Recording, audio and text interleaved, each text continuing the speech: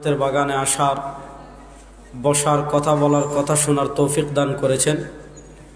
আমরা সবাই একবার আল্লাহ রব্বুল ইজ্জত ওয়াল জালালের দরবারে অন্তরের অন্তঃস্থল থেকে উচ্চ আওয়াজে কালেমাতুশ শুকর আদায় করি, আলহামদুলিল্লাহ।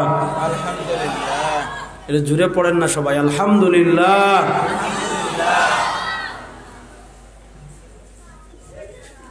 খুব লম্বা আলোচনা করার সুযোগ নাই, সময় কম।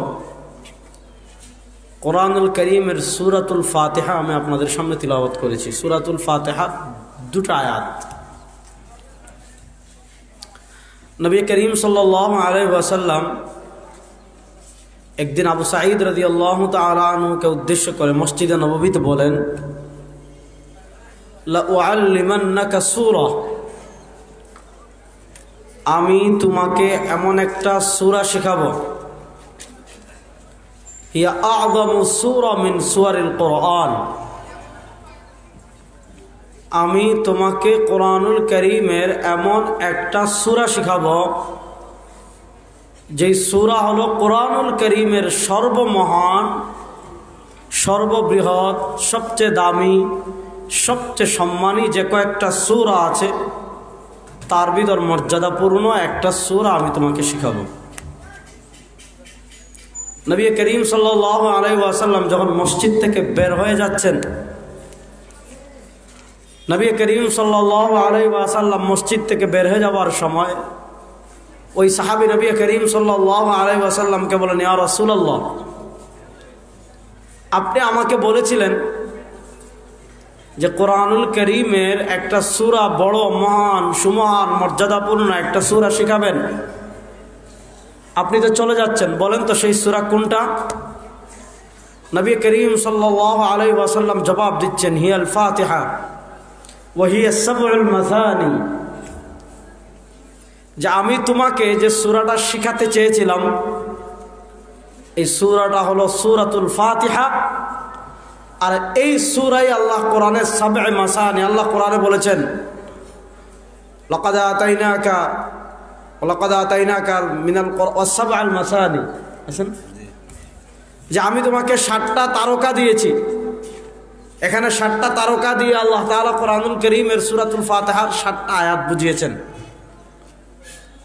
কোরআনুল কারীমের প্রথম সূরা হলো সূরাতুল ফাতিহা। দেখেন, আমরা যেই নামাজ পড়ি না কেন, প্রত্যেক নামাজেই আমাকে ফাতিহা পড়তে হয়। প্রত্যেক নামাজে, ফরজ নামাজেও পড়তে হয়, ওয়াজিব নামাজেও পড়তে হয়, সুন্নত নামাজেও পড়তে হয়, নফল নামাজেও পড়তে হয়। হ্যাঁ, পড়ার 2টা স্টেপ আছে, পড়ার 2টা ক্ষেত্র আছে, পড়ার 2টা স্থান আছে। একটা হলো আপনি পড়বেন না, আরেকজনে পড়বে, আরেকজনের পড়াটাই আপনার পড়া। আর আরেকটা হলো আপনি নিজেই পড়তে হবে। দেখেন, নামাজ হলো 2 প্রকারের। এক প্রকার আমি নামাজ একাকী পড়ি, দেখা যায় কখনো ফরজ নামাজ আমি একাকী পড়ি, সুন্নত নামাজ আমি একাকী পড়ি, বিতির নামাজ আমি একাকী পড়ি, তাহাজ্জুদ আমি একাকী পড়ি। এখন বুঝেন, আরেকটা নামাজ আছে ফজর, ফরজ নামাজ, এটা জামাতে পড়ার সওয়াব অনেক বেশি, আমরা জামাতে পড়ার ট্রাই করি, চেষ্টা করি।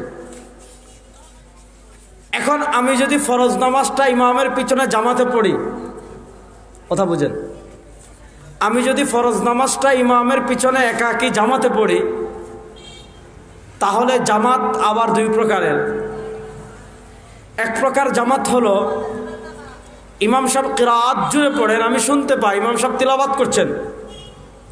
মাগরিবের নামাজে ইমাম সাহেবের কিরাআত আমি শুনতে পাই, এশার নামাজে ইমাম সাহেবের কিরাআত আমি শুনতে পাই, ফজরের নামাজে ইমাম সাহেবের কিরাআত আমি শুনতে পাই। এবার শুনেন, শুধু নামাজেই না, নামাজের বাহিরেও কোনো জায়গায় যদি কোরআন শরীফ তিলাওয়াত করা হয়,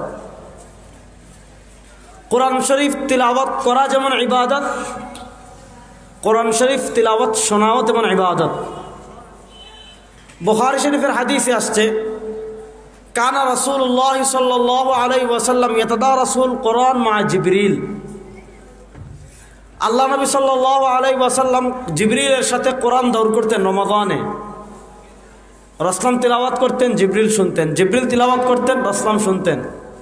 ঠিক তেমনি ভাবে নবী করিম সাল্লাল্লাহু আলাইহি ওয়াসাল্লাম হযরত উবাই ইবনে কাব রাদিয়াল্লাহু তাআলাকে বলেছেন, যিনি এই উম্মার সবচেয়ে বড় কারিদের একজন। নবী করিম সাল্লাল্লাহু আলাইহি ওয়াসাল্লাম উবাই ইবনে কাব রাদিয়াল্লাহু তাআলাকে একদিন উদ্দেশ্য করে বলেন, ও ভাই, আল্লাহ তাআলা তোমাকে সালাম দিয়েছেন, আর আল্লাহ তাআলা তোমাকে সালাম দিয়ে আমাকে বলেছেন যেন আমি তোমার থেকে কোরআন তিলাওয়াত শুনি। যখন নবী করিম সাল্লাল্লাহু আলাইহি ওয়াসাল্লাম উবাই ইবনে কাব রাদিয়াল্লাহু তাআলা আনহুকে এই কথা বললেন যে আল্লাহ তাআলা সালাম দিয়ে তোমার থেকে কোরআন তিলাওয়াত শোনার কথা বলেছেন, হযরত উবাই ইবনে কাব রাদিয়াল্লাহু তাআলা আনহু খুশি হয়ে বললেন, আওয়া সাম্মানি রাব্বি।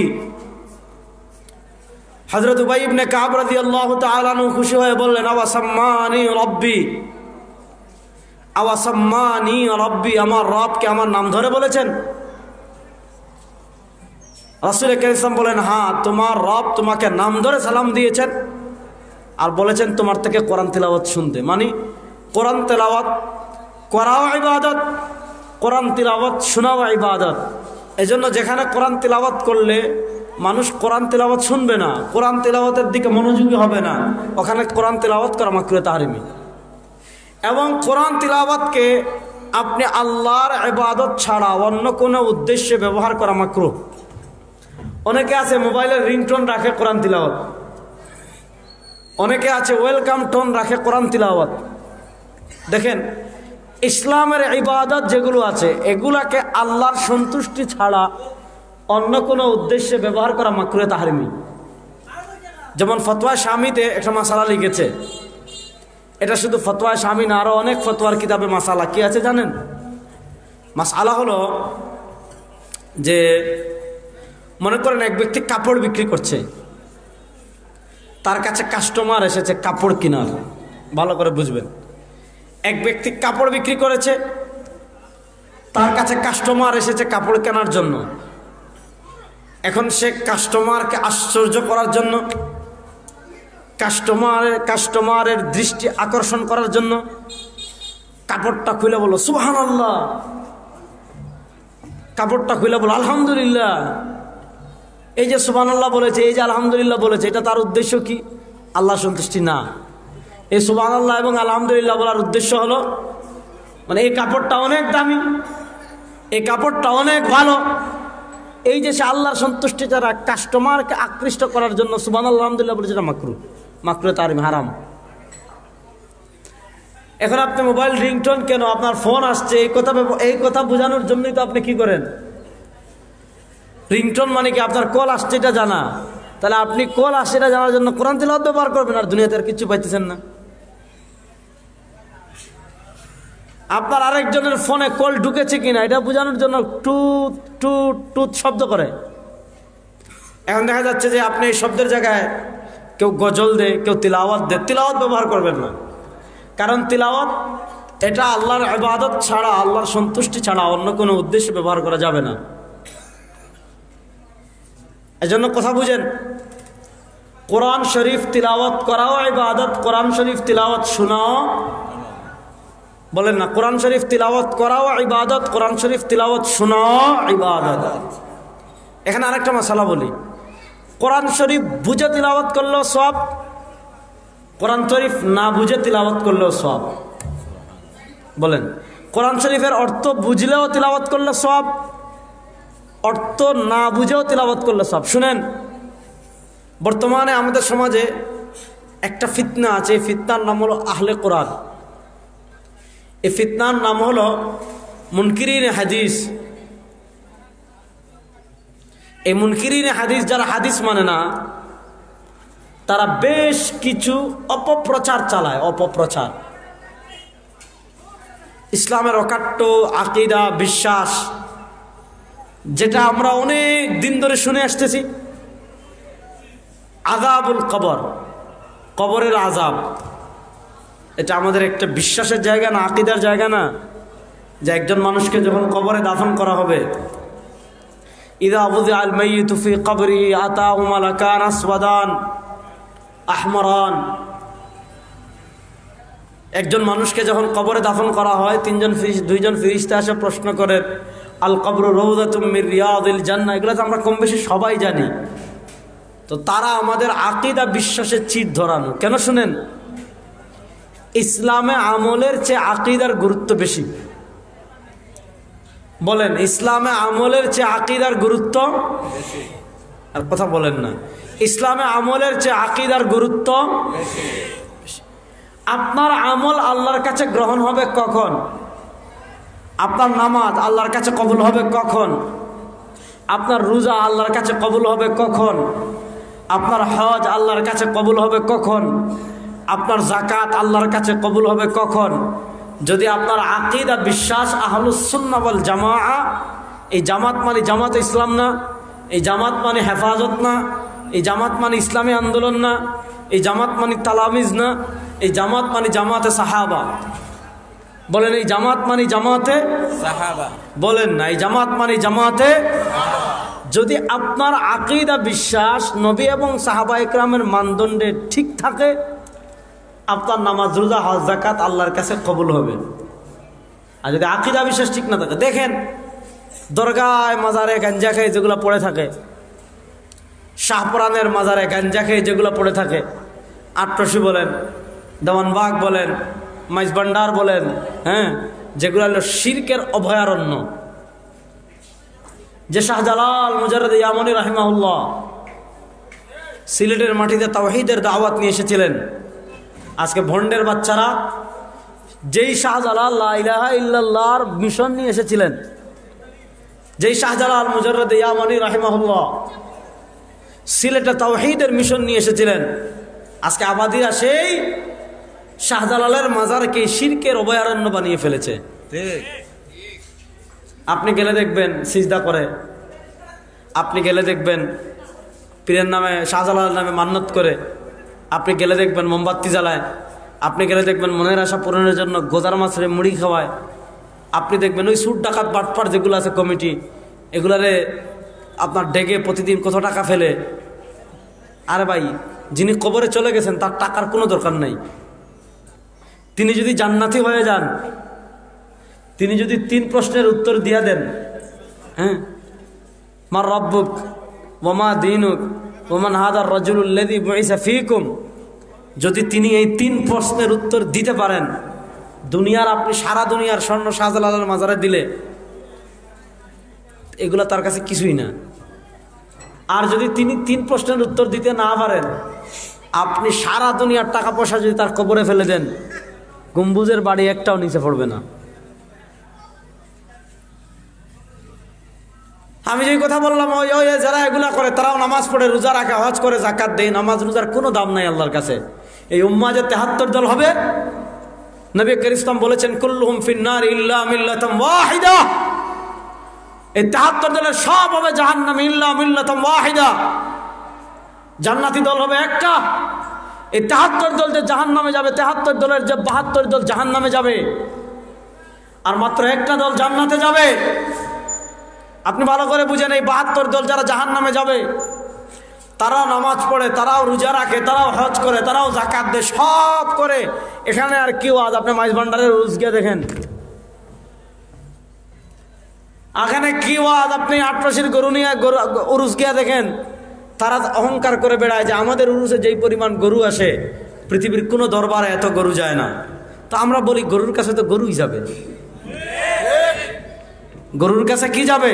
গরু যাবে। আপনি মাইজ ভান্ডারে গেলে দেখবেন ওপেন সিজদা দিচ্ছে কবরে, ওপেন সিজদা, ওপেন সিজদা। কবরে সিজদা দিয়ে এসে যদি কেউ নামাজ পড়ে, আল্লাহ এত আটঘাত করছেন, বাবার নামে জারি গান গাইয়া যে আল্লাহর ধন নবীরে দিয়া আল্লাহ গেলেন গাইব হইয়া, রাসুলের ধন খাজায় পাইয়া খাজায় ঘুমায় আসবিরে, কেউ ফিরে না খালি হাতে, খাজা তোমার দরবারে। কিরামান কাতিবিন রোজ হাসরের দিন আল্লাহর কাছে যদি করে অভিযোগ, আল্লাহরে বলবো আমরা দুনিয়ায় খাজা বাবার লোক, হকাশাই খিতা হইতে হইতারে। আল্লাহ তো মাথায় মগজ দিছে, আল্লাহ তো মাথায় কাউরে গোবর দেয় নাই। ভাই আপনি একটা জিনিস চিন্তা করেন, আপনি যে উরুস করতেছেন, আপনি যে উরুসের নামে ভণ্ডামি করতেছেন, উরুসের নামে পীরের গান গাইতেছেন, সিদ্ধা দিচ্ছেন, মোমবাতি জ্বালাইতেছেন, আগরবাতি জ্বালাইতেছেন, যদি উরুসের নামে কোনো ইবাদত ইসলামে থাকতো, আল্লাহ নবীর ইন্তেকালের পর মদিনায় কত বড় মহাপবিত্র উরুস শরীফ আবু বকর করতেন।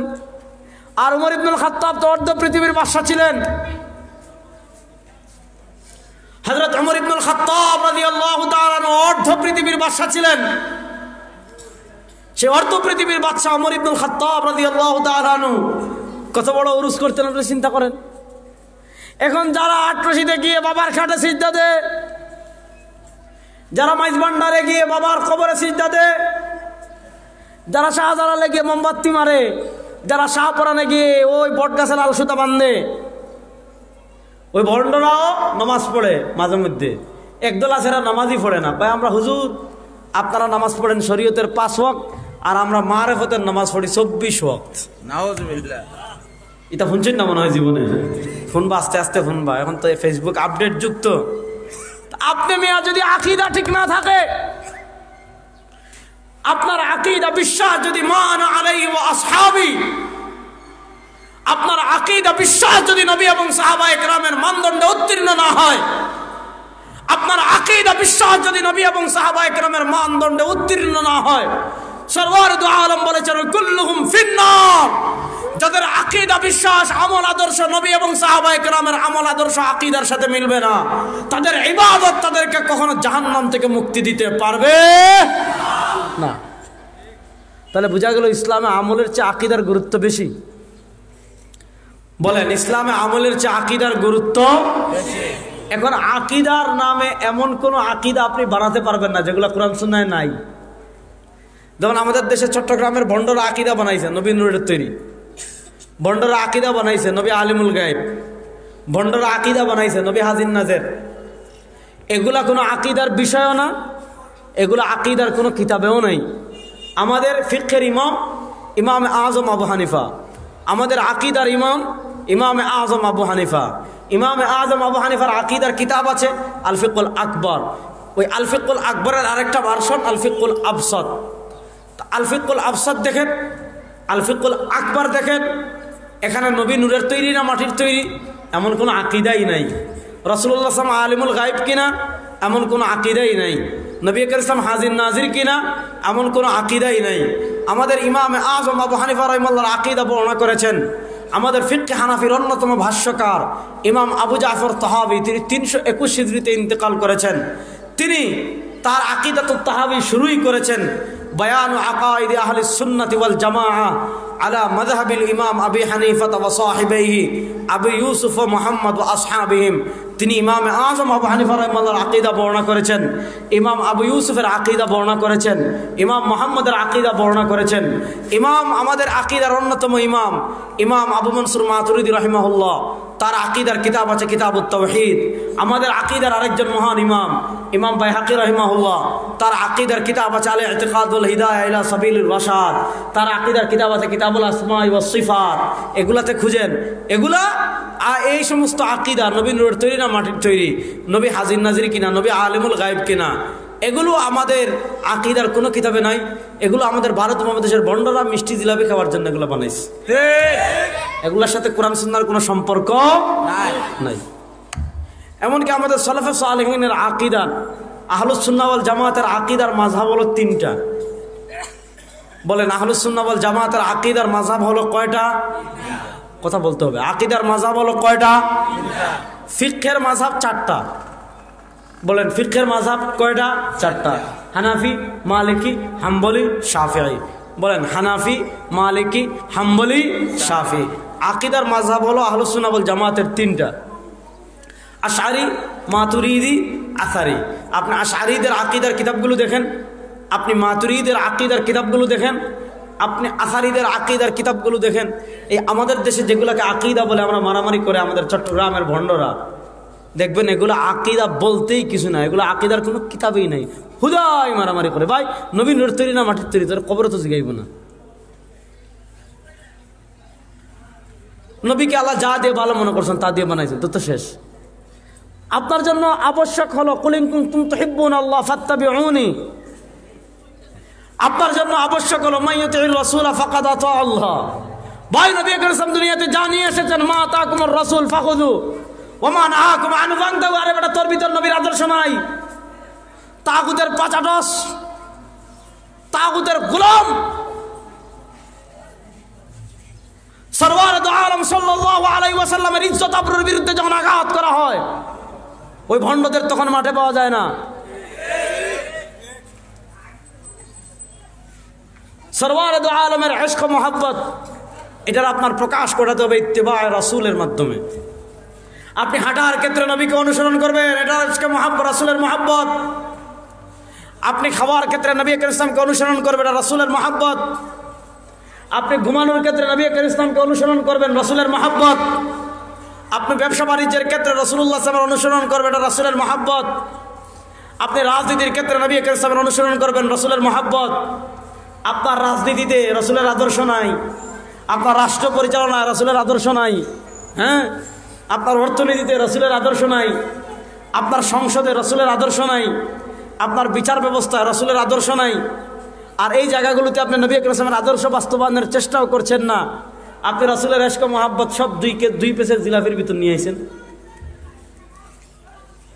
আল্লাহ তাআলা রাসূল করিম সাল্লাল্লাহু আলাইহি ওয়াসাল্লামের প্রকৃত মোহাব্বত ধারণ করার তৌফিক আমাদের সবাইকে দান করেন। আমিন। জোরে আমিন বলেন। আমিন। তাহলে আসেন, আমি যে কথাটা বলছিলাম সে কথায় আবার আসি। বর্তমানে আকীদা কেন্দ্রিক এই ফিতনার যুগে একটা সম্প্রদায় আছে, এই সম্প্রদায়ের নাম হলো আহলে কোরআন। বলেন, এই সম্প্রদায়ের নাম হলো আহলে কোরআন। তারা কিছু ভুল বার্তা, ভুল আকীদা আমাদের সমাজে ছড়িয়ে দেয়। যেমন একটা বলে কবরের আযাব নাই, আরেকটা বলে অর্থ ছাড়া কোরআন পড়লে সওয়াব হবে না, আরেকটা বলে নামাজ বেহেশতের চাবি, এটা নাই কোথাও, আরেকটা বলে আপনার অজু ছাড়া কোরআন ধরা যাবে। ওই যে আমাদের বাংলাদেশে কিছু তার ছেঁড়া বক্তা আছে, এই তার ছেঁড়া বক্তাদের না আছে তাহকিক, না আছে তাহকিকের যোগ্যতা, না আছে সালাফে সালেহিনের কিতাবের সাথে তাআরুফ, না আছে ইলমের বিশাল তুরাসের সাথে পরিচিত। দেখবেন ওই বক্তারা ইনিয়ে বিনিয়ে এই বিষয়গুলো ছড়াই দেয় যে কবরের আযাবের কথা কোরআনে নাই। কোরআনে না হইলে কিরে মগা, তুই কি খালি কোরআন মানস, হাদিস মানস না? অজু ছাড়া কোরআন ছোঁয়া যাবে, এটা কোথাও নাই। আচ্ছা, কোথাও নাই মানে কি হাদিসে কি নাই? কয়টা হাদিস লাগবে আপনার কাছে? আয় জাহিল কোথাকার। এরপরে হইলো অর্থ ছাড়া, অর্থ না বুঝে কোরআন পড়লে সব হবে না।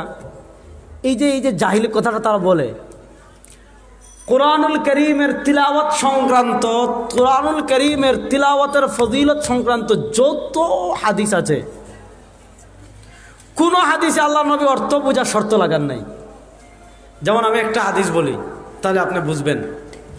আজকে বুধবার, আগামীকাল কি বার? ও মাতুন। আমার সিলেটের মানুষ যদি আমার লগে না মাতুন, তো কার লগে মাত্তা হক কাছে? আগামীকাল কি বার? ফরু কি বার? জোরে হইন না। পরু কি বার? শুক্রবার। নবী করিম সাল্লাল্লাহু আলাইহি ওয়াসাল্লাম বলেছেন, আমার উম্মত শুনো, মান কারা সূরাতাল কাহফ ইয়াউমাল জুমআ উসিমা মিনাল ফিতনাতি ওয়া ইন খারাজাদ দাজ্জাল। আমার যে উম্মাহ শুক্রবার সূরা কাহফ তিলাওয়াত করবে, আগামী শুক্রবার পর্যন্ত পৃথিবীতে যত ফিতনা হবে, আগামী শুক্রবার পর্যন্ত পৃথিবীতে যত ফিতনা হবে, এমনকি সারা দুনিয়ার সবচেয়ে বড় ফিতনা যদি দাজ্জাল বের হয়ে যায়, ওয়া ইন খারাজা দাজ্জাল, আমার যে উম্মাহ শুক্রবারে সূরা কাহফ তিলাওয়াত করবে, আগামী শুক্রবার পর্যন্ত যত ফিতনা হবে, ওয়া ইন খারাজা দাজ্জাল, এমনকি আগামী শুক্রবারের মধ্যে যদি দাজ্জাল বের হয়ে যায়, আল্লাহ তাআলা সূরাতুল কাহফ তিলাওয়াত করার কারণে তাকে দাজ্জালের ফিতনা থেকে বাঁচিয়ে রাখবেন। সুবহানাল্লাহ। আল্লাহ নবী এটা বলছেন যে অর্থ বুঝে পড়লে বাঁচাইবেন। আর অর্থ বুঝে না পড়লে বাঁচাবে না, আল্লাহ নবী এটা বলেন নাই। অর্থ বুঝেও কোরআন শরীফ তিলাওয়াত করা সওয়াব, অর্থ না বুঝেও কোরআন শরীফ তিলাওয়াত করা সওয়াব। দেখেন আল্লাহ তাআলা কোরআনুল কারীমের কিছু আয়াতের ব্যাপারে আল্লাহ নিজেই বলেছেন, হুয়াল্লাযী আনজালাল কিতাব হুন্না উম্মুল কিতাব ওয়া উখারু মুতাশাবিহাত। কোরআনুল কারীমের কিছু আয়াত আছে মুতাশাবিহ, সেই মুতাশাবি আয়াতের ক্ষেত্রে আল্লাহ রাব্বুল ইজ্জত ওয়াল জালাল নিজেই বলেন, ওয়া মা ইয়ালামু তা'ওয়িলাহু ইল্লাল্লাহ ওয়া মা ইয়ালামু তা'ওয়িলাহু ইল্লাল্লাহ। সে মুতাশাবি আয়াতের ক্ষেত্রে আল্লাহ নিজেই বলেন, ওয়া মা ইয়ালামু তা'ওয়িলাহু ইল্লাল্লাহ। এই মুতাশাবিহ, এই মুতাশাবি আয়াতগুলোর ব্যাখ্যা বিশ্লেষণ, ওয়া মা ইয়ালামু তা'ওয়িলাহু ইল্লাল্লাহ, এই মুতাশাবি আয়াতগুলোর ব্যাখ্যা বিশ্লেষণ আল্লাহ ছাড়া কেউ জানে না। তাহলে কোরআনুল কারীমের কিছু আয়াতের ক্ষেত্রে আল্লাহ নিজেই বলছেন এগুলো আল্লাহ ছাড়া কেউ জানে না, তাহলে মানুষ কি করবে? ওয়ার-রাসিখুনা ফিল ইলমি ইয়াকুলুনা আমান্না। যারা রাসিখ ফিল ইলম তারা বলবে বস আমার অর্থ জানার দরকার নাই, আমি ঈমান আনলাম। তাহলে আল্লাহই বলছেন কোরআনুল কারীমের কিছু আয়াত এমন আছে যেগুলোর অর্থ আল্লাহ ছাড়া আর কেউ জানে না। এবার বলেন যে আয়াতগুলোর অর্থ আল্লাহ ছাড়া কেউ জানে না, এই আয়াতগুলো যদি আমরা তিলাওয়াত করি সওয়াব আছে না নাই? আল্লাহ নবী বলেছেন, লাম আলিফ লাম আকুল আলিফ লাম মিম হারফুন ওয়াল আলিফুন হারফুন ওয়া লামুন হারফুন ওয়া মিমুন হারফুন। নবী কারীম সাল্লাল্লাহু আলাইহি ওয়াসাল্লাম বলেন, মান কারা হারফাম মিন কিতাবিল্লাহ ফালাহু হাসানা। যে ব্যক্তি কোরআনুল কারীমের একটা হরফ তিলাওয়াত করবে তার জন্য নেকি, ওয়াল হাসানাতু বিআশরি আমসালিহা, কমসে কম 10 নেকি দিবেন। লাম আকুল আলিফ লাম মিম হারফুন, আমি বলি না আলিফ লাম মিম এক হরফ, বল আলিফুন হারফুন ওয়া লামুন হারফুন ওয়া মিমুন হারফুন, বরং আলিফ একটা হরফ, লাম একটা হরফ, মিম একটা হরফ। নবী করিম সাল্লাল্লাহু আলাইহি ওয়াসাল্লাম বলেন, আমার যে উম্মাহ একবার আলিফ লাম মিম পড়বে আল্লাহ তাআলা কমসে কম তার আমলনামায় 30টা নেকি লিখে দিবেন। সুবহানাল্লাহ। এখন বলেন আলিফ লাম মিমের অর্থ একমাত্র জানেন কে? আল্লাহ। এই আহলে কোরআনের খবিসগুলো আমাদের সমাজে আমাদের চিরবিস্বীকৃত আকীদার বিরুদ্ধে কিছু আকীদা ছড়িয়ে দিচ্ছে। যেমন একটা হইল, এরা বলবে অজু ছাড়া কোরআন ধরা যাবে, তোর বাপের মাথা। দলিল কি? দলিল হলো কি বলে জানেন? আল্লাহ বলেছেন লা ইয়ামাসসুহু ইল্লাল মুতাহহারুন, নাকি লা ইয়ামাসসুহু ইল্লাল মুতাহহারুন। এই মুতাহহার দ্বারা কেউ কেউ ব্যাখ্যা করেছেন ফেরেশতারা। অবশ্যই তো কি হয়েছে? আমাদের মুসহাফ যে কোরআনুল কারীম ওযু ছাড়া ধোয়া যাবে না, ধরা যাবে না। মুস্তাদরাকে হাকিমের সহিহ হাদিস আছে, লা তামাসসুল কুরআন ইল্লা ওয়া আনতা তাহির, যে তাহারাত ছাড়া কোরআন স্পর্শ করো না। এই তাহারাত মানে 2 তাহারাত। যদি জুনুবি হয় পড়তেই পারবেন না, ওযু না থাকলে ধরতে পারবেন না। এই তাহারাত মানে আপনি 2 নাপাক থেকেই পবিত্র হতে হবে। আমি বলি নাই, তাদের আকীদার বড় অভ্যাস। শাইখুল ইসলাম ইবনে তাইমিয়া বলে গেছেন, সালেহ আল উসাইমিন বলে গেছেন, সকল সাহাবা একরাম ঐক্যমত, 4 মাযহাবের ইমামগণ ঐক্যমত। এর বিপরীতে এসব বলে। তো এখানে মূল থিমগুলো কি দেখবেন? একদল বলে গান বাজনা হারাম, কোরআন থেকে দেখান। আর আরেক দল বলে ওযু ছাড়া কোরআন ধরা যাবে না, কোরআন থেকে দেখান। আরেক দল বলে নামাজ বেহেশতের চাবি, কোরআন থেকে দেখান। এখানে সবার রসুনের গুড়া এক। যারা বলে গান বাজনা হারাম, কোরআন থেকে দেখান, তাদের রসুনের গুড়া। আর যারা বলে ওযু ছাড়া কোরআন ধরা যাবে না, এটা কোরআন থেকে দেখান। নামাজ বেহেশতের চাবি, এটা কোরআন থেকে দেখান। কবরে আযাব হবে, এটা কোরআন থেকে দেখান। সবার রসুনের গুড়া এক। সেটা কি? এরা মূলত আমাদের সমাজে একটা ফিতনা চালু করতে চাচ্ছে। এরা মূলত আমাদের যুবকদেরকে একটা ফিতনা চালু করতে চাচ্ছে, যে ফিতনার নাম হলো ইনকার হাদিস, হাদিস অস্বীকারের ফিতনা। আমরা পরিষ্কার ভাষায় বলি, কেউ যদি হাদিসকে শরিয়ার দলিল না মানে সে পরিষ্কার সে কাফের। বলেন, সে যদি বক্তা হয় সেও কাফের, সে যদি মুফাসসিরে কোরআন হয় সেও কাফের, সে যদি মুফতি হয় সেও কাফের।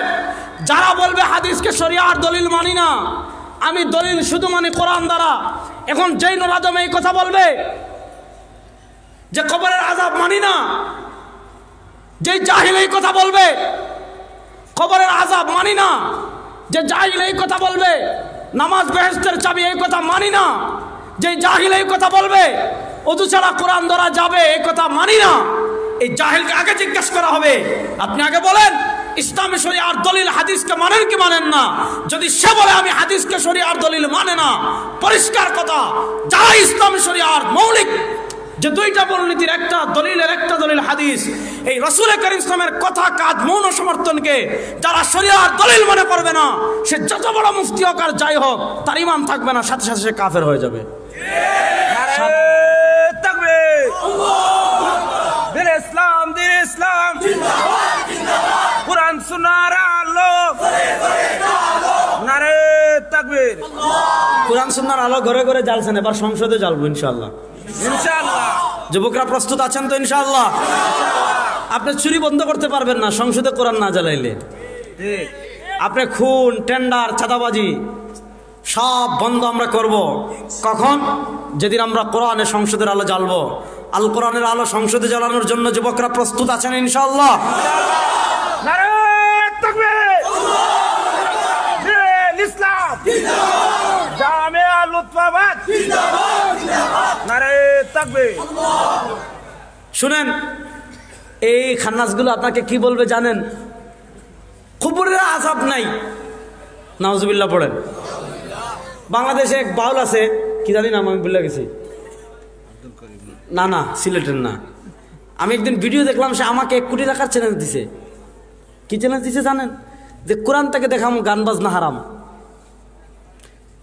সব আলেমদেরকে 1 কোটি। একজনে তো বলছে সংসদে দাঁড়াইয়া, কি কইছিল জানেন? আমি সিয়াসিত্তা পড়েছি, কোরআন শরীফ পড়েছি, বুখারী মুসলিম মিশকাত পড়েছি। মিশকাত নাকি সিয়াসিত্তা, তার বাপের 14 গোষ্ঠীর মাথা। মিশকাত নাকি সিয়াসিত্তা, মাতেন না মিশকাত সিয়াস। প্রথম সিয়াসিত্তা বলতেই কিচ্ছু নাই, এই সিয়াসিত্তা পরিভাষাটাই ভুল। শুধু বুখারী মুসলিম সহিহ মুজাররাদার কিতাব, তিরমিজি, আবু দাউদ, নাসাই, ইবনে মাজাহ এগুলা সিয়াসি, এগুলা সহিহ মুজাররাদার কিতাব না। সুতরাং সিয়াসিত্তা পরিভাষাটাই ভুল 1 নম্বর। এখন আবার হুজুর কেন কিতাব হল, ওটাই বাস্তব কথা কইলাম। আপনি আব্দুল মালিক সাহেব হুজুর নামুন নজর এগুলো নিয়ে আলোচনা করেছেন, সম্ভবত সৈয়দ রহিমাল্লাহ তাদরিবুর রাবিতে আলোচনা আছে, আমার এই মুহূর্তে মনে পড়ছে না। আমরা উলুমুল হাদিস যখন পড়েছি, এটা নিয়ে পড়েছি তো অনেক আগের ইলম থেকে বললাম। আমি যে জিনিসটা বলতে চাচ্ছি শুনেন, একজনে বলেছে আমি কোরআন শরীফ পড়েছি, সিয়াসিত্তা, বুখারী মুসলিম, তিরমিজি, মিশকাত পড়েছি, কোথাও পাই নাই গান বাজনা হারাম। এখন এই সিস্টেম। আরেকজনে বলে যে গান বাজনা হারাম, কোরআন থেকে দেখান। আপনিই তো কইবেন যে গান বাজনা হারাম, কোরআন থেকে দেখান। আচ্ছা, কোনো জিনিস হারাম হইতে হলে কোরআন থেকেই দেখাতে হবে, এটা কোথায় পাইছেন? যে বলবে গান বাজনা হারাম, কোরআন থেকে দেখান, তার এক কাজ করবেন, এতটুকু কুত্তার গুনিয়া যাইবেন। আমরা সিলেট মানে ফিরোটিলাত বান্দর দেখছেন নি? কেউ দেখছেন না জীবনে? লা ইলাহা ইল্লাল্লাহু মুহাম্মাদুর রাসূলুল্লাহ বলেন। আমরা বান্দরের টিলাত বান্দর আছে না নাই? যে কইব গান বাজনা হারাম, কোরআন থেকে দেখান, তার বান্দরের টিলার বুড়া বান্দরে যে পায়খানা করে গো তখন লইয়া দিবা, গিয়া কইবা যে এটা হারাম, কোরআন থেকে দেখা। হিয়ালোর গো খাওয়া হারাম, কোরআন থেকে দেখা। যদি দেখাইতে না পারস খা। কথা বুঝাইতে পারেন কিনা? হালাল হারাম কোরআন দিয়ে প্রমাণিত হয় না, হাদিস দিয়েও হয়। মাতই না দেখি, হালাল হারাম শুধু কোরআন দিয়ে প্রমাণ হয় না, হাদিস দিয়েও হয়। এখন যে বলবে কোরআন থেকে দেখান, যে বলবে কবরের আযাব কোরআন থেকে দেখান, যে বলবে নামাজ বেহেশতের চাবি কোরআন থেকে দেখান, যে বলবে জাহান্নামে ঈমান নিয়ে গেলে জাহান্নাম থেকে বের হবে কোরআন থেকে দেখান, ওই খান্নাসকে আগে জিজ্ঞাসা করবেন, আরে বেটা বল, তুই হাদিস কি কোরআনকেই খালি দলিল মানস? যদি কোরআনকে দলিল মানস তে আগে বল কুত্তার গু খাইতে হইব তোর। কারণ কুত্তার গু খাওয়া হারাম, কোরআনে নাই। উলামা একরাম কুত্তার গু এই শব্দ কোরআনে আছে, আপনারা দেখে মারছেন না এখন আর। আমাদের কাছে দলিল কোরআন এবং সুন্নাহ। বলেন আমাদের কাছে দলিল কোরআন এবং সুন্নাহ। বলে না, বলেন আমাদের কাছে দলিল কোরআন এবং সুন্নাহ। এবার আসেন, তারা অপপ্রচার করে কি যে কবরে আযাব নাই, আযাবুল কবরে এই শব্দ কোরআনের কোথাও নাই, আসলেও তো নাই। আপনি আলহামদুলিল্লাহ এখানে হাফিজ কে কে আছে? ছোটদের ভিতর হাত তুল। পিচ্চিদের থেকে হাফেজ কে কে আছেন? আপনি তো বড়। পিচ্চিদের থেকে হাফেজ কে কে আছেন? আপনি তুলেন। আর কে আছেন? আপনি 2 জন 3 জন, মাশাআল্লাহ 4 জন, অনেকে আছে। আযাবুল কবরি এই শব্দটা কোরআন শরীফের কোথাও আছে? নাই। তো তারা কথা হলো কবরে যদি আযাব হয় তা আল্লাহ তাআলা কোরআনে বললেন না কেন? তাহলে এখানে মূল থিমটা বুঝেন। আপনি তো বলবেন যে আসলে কবরের এত আযাব, এত কিছু শুনলাম, তো এই শব্দটা আল্লাহ তাআলা কোরআনে একবারও বললেন না। এখানে মূল প্রসঙ্গটা বুঝেন। আমরা যেমন কোরআনও মানি, হাদিসও মানি। বলেন, আমরা যেমন কোরআনও মানি, হাদিসও মানি। তারা মূলত হাদিস মানে না। আর যেহেতু ওই শব্দগুলো হাদিসে আসছে, কোরআনে আসে নাই, এজন্য তারা মানতে চায় না। এবার কবরের আযাব কোরআনে আছে কিনা আমি একটু দেখাই। আন্নারু ইউরাদুনা আলাইহা গুদুওয়াম ওয়া আশিয়া ওয়া ইয়াওমা তাকুমুস সাআ আদখিলু আলা ফিরআউনা আশাদ্দাল আযাব। আছে না কোরআন শরীফে? আছে। আল্লাহ তাআলা ফিরআউন এবং তার সঙ্গী যারা আছে তাদের ব্যাপারে বলেছেন। আল্লাহ তাআলা পবিত্র কোরআনে ফিরআউন এবং তার সঙ্গীদের ব্যাপারে কি বলেছেন? আন্নারু ইউরাদুনা আলাইহা গুদুওয়াম ওয়া আশিয়া, সকাল সন্ধ্যা তাদেরকে আগুন দিয়ে শাস্তি দেওয়া হচ্ছে।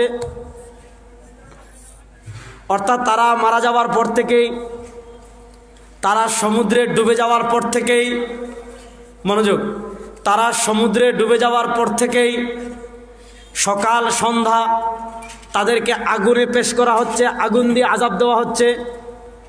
ওয়া ইয়াওমা তাকুমুস সাআ, আর যেদিন কিয়ামত হবে আল্লাহ তাআলা বলবেন আদখিলু আলা ফিরআউনা আশাদ্দাল আযাব। এতদিন খালি আগুন দিয়ে আযাব দেওয়া হয়েছে, এখন এর থেকে আরো মারাত্মক আযাবে তাদেরকে ফেলো। আচ্ছা বলেন, কিয়ামতের দিন আল্লাহ এর থেকে মারাত্মক আযাবে ফেলবেন, আর কিয়ামতের আগে আল্লাহ তাআলা সকাল সন্ধ্যা তাদেরকে আগুনের আযাব দিচ্ছেন। আগুনের আযাব যদি কবরে না দেন তো বাপের মাথার দিরা। অর্থাৎ সকাল সন্ধ্যা তাদেরকে আগুন দিয়ে শাস্তি দেওয়া হচ্ছে, সকাল সন্ধ্যা তাদেরকে আগুন দিয়ে আযাব দেওয়া হচ্ছে। তাহলে প্রশ্ন হলো, যদি সকাল সন্ধ্যা তাদেরকে আগুন দিয়ে আযাব দেওয়া হয়, তাহলে কবরে যদি না যেত বাপের মাথার দিরানি। এজন্য শুনেন, কোরআন পড়ে আপনার বুঝ এটাই চূড়ান্ত না।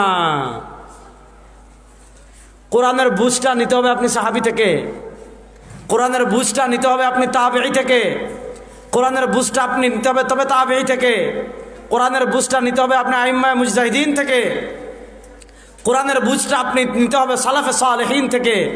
আজকে আমাদের সমাজের বড় যে কয়েকটা সমস্যা আছে, আজকে আমাদের সমাজের ম্যাক্সিমাম সবচেয়ে বড় যে কয়েকটা সমস্যা, আমি আমার মতো করে বাংলা কোরআন শরীফ পড়ছি, আমি আমার মতো করে কোনো জায়গা থেকে কোরআনের অনুবাদ পড়ছি, বাস কোরআনের অনুবাদ পড়ে আমার বুঝটাকেই আমি চূড়ান্ত মনে করি, কোরআনের অনুবাদ পড়ে আমার চিন্তাটাকেই আমি চূড়ান্ত মনে করি। এখন আমার বুঝটা সাহাবা একরামের বুঝের সাথে মিলুক কি মিলুক না, দেখেন আমি একটা কোরআনের আয়াত বলি। আল্লাহ বলেছেন, ইন্না ফাতাহনা লাকা ফাতহাম মুবিনা। মনোযোগ, ইন্না ফাতাহনা লাকা ফাতহাম মুবিনা লিয়াগফিরা লাকাল্লাহু মা তাকদ্দামা মিন যামবিক। আল্লাহ তাআলা মক্কা বিজয়ের আগে সুলহ হুদাইবিয়ার সময় আল্লাহ তাআলা কোরআনের এই আয়াত নাজিল করলেন, নবী আমি আপনাকে স্পষ্ট বিদায় দিয়েছি। কেন? লিয়াগফিরা লাকাল্লাহু মা তাকদ্দামা মিন যামবিক, যাতে আল্লাহ আপনার পূর্বের যাম ওয়া মা তাআখার পরের যাম মাফ করে দেন, যামবুন মাফ করে দেন। আল্লাহ পূর্বের যাম আর পরের যাম যেন আল্লাহ মাফ করে দেন। এখন আপনি বাংলা অভিধান খুললেন, এখন আপনি বাংলা অভিধান খুললেন, আরবি টু বাংলা অভিধান খুললেন, অথবা আপনি গুগলে তো অনুবাদ পাওয়া যায়, এখন গুগলে ট্রান্সলেট হয়, এক পাশে আরবি জাম্বুল লিখলেন, আরেক পাশে বাংলা ট্রান্সলেট করলেন। আপনি ট্রান্সলেট করে দেখলেন যে জাম্বুনের শাব্দিক অর্থ গুনাহ। এবার আপনি বললেন তাহলে আল্লাহ যেহেতু নবীর দাম মানে গুনাহ মাফ করার কথা বলেছেন, নাউযুবিল্লাহ, আপনি এই কথা বললেন, তাহলে তো নবী গুনাহ করেছেন, তাহলে তো নবী ভুল করেছেন, নাউযুবিল্লাহ, তাহলে তো নবী ত্রুটি বিচ্যুতি করেছেন, নাউযুবিল্লাহ। প্রশ্ন হলো, এই যে জাম্বুনের গুনাহ অর্থ ধরে আপনি নবীকে গুনাহগার বানিয়ে দিচ্ছেন। প্রশ্ন হলো, এই আয়াত তো সাহাবারা পড়েছেন, এই আয়াতটা তাবেঈরা পড়েছেন, এই আয়াতটা তবে তাবেঈরা পড়েছেন, এই আয়াতটা আইম্মায়ে মুজতাহিদিনগণ পড়েছেন, এই আয়াত আয়াতটা মুহাদ্দিসিনে কেরাম পড়েছেন, এই আয়াতটা ফুকাহায়ে কেরাম পড়েছেন, এই আয়াতটা 1400 বছরের সকল ইমামগণ পড়েছেন। প্রশ্ন হলো, কোন সাহাবী, কোন তাবি, কোন তবে তাবি, কোন আইম্মায়ে মুজতাহিদিন, আমাদের সালাফে সালিহিনের কোন মুহাদ্দিস, কোন ফুকাহা, কোন বুজুর্গ এই আয়াত পড়ে যে নবীকে গুনাহগার বলেন নাই। এখন আপনি আয়াতের অনুবাদ পড়ে যদি নবীকে গুনাহগার করেন, তাহলে আপনার বুঝটা আমাদের সালাফে সালিহিন, সাহাবা, তাবি, তবে তাবি, আইম্মায়ে মুজতাহিদিন 1400 বছরের কারোর বুঝের সাথে মিলে নাই। আর 1400 বছরের কারোর বুঝের সাথে যদি আপনার বুঝ মিলে না, বুঝতে হবে 1400 বছরের সবাই ঠিক আর আপনি গুমরা।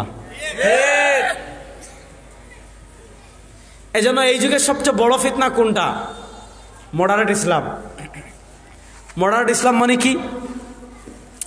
আমি আমার হাতে 3.5 হাত, আমার যুক্তি আমার কাছে সব কিছু, আমার দলিলই আমার কাছে সব কিছু, আমার যুক্তিতে যেটা বড় মনে হবে, আমার চিন্তায় যেটা বড় মনে হবে, আমার দলিলে যেটা বড় মনে হবে, আমার চিন্তায় যেটাকে উত্তম মনে হবে, এটাকে আমি উত্তম মনে করব, এটাকেই আমি কল্যাণ মনে করব, এটাকেই আমি একমাত্র সঠিক মনে করব।